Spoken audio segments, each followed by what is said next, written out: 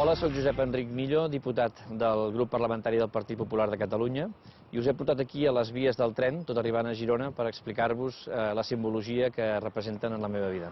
Les vies del tren, que són en definitiva un camí que es perd en l'horitzó, representen per mi precisament aquesta idea que ha marcat com a filosofia de vida el que he fet fins ara, i és d'un camí que té moltes etapes, que sabem quan comença però no sabem mai quan acaba ni a on acaba, i que en definitiva el que compta, més que quina és la fita d'aquest camí, és precisament el que fem durant aquest camí.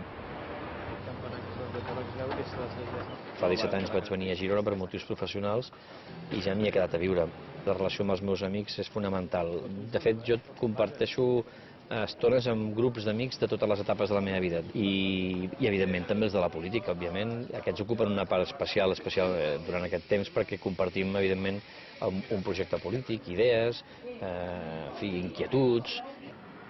Un cop per setmana vaig a fer la compra de casa. I a més m'agrada veure els productes, comparar, m'agrada veure els preus, les marques, fer la compra, no?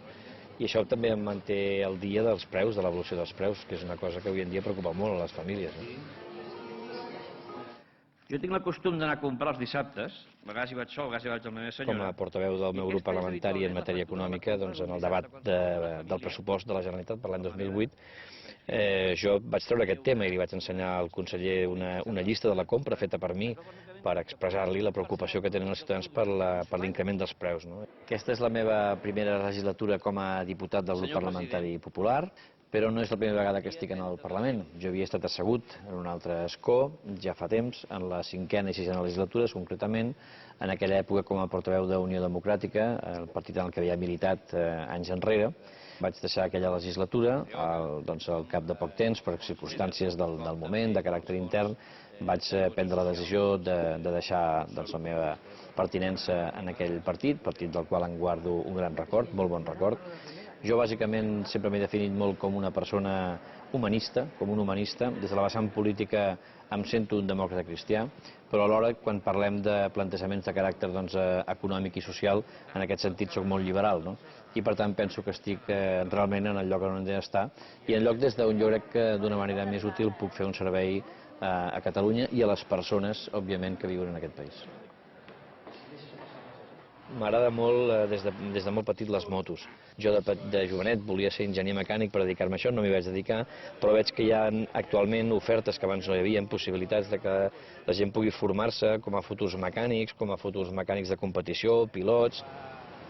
Jo vaig descobrir el desert quan tenia 23 anys i el vaig descobrir durant 2 mesos que vaig viure a Tunísia. I això em va permetre viatjar els caps de setmana cap a lo més profund del Sàhara i vaig descobrir una realitat que realment és incomparable, no es pot comparar amb cap altra realitat, que és l'experiència del silenci. No són miratges. No.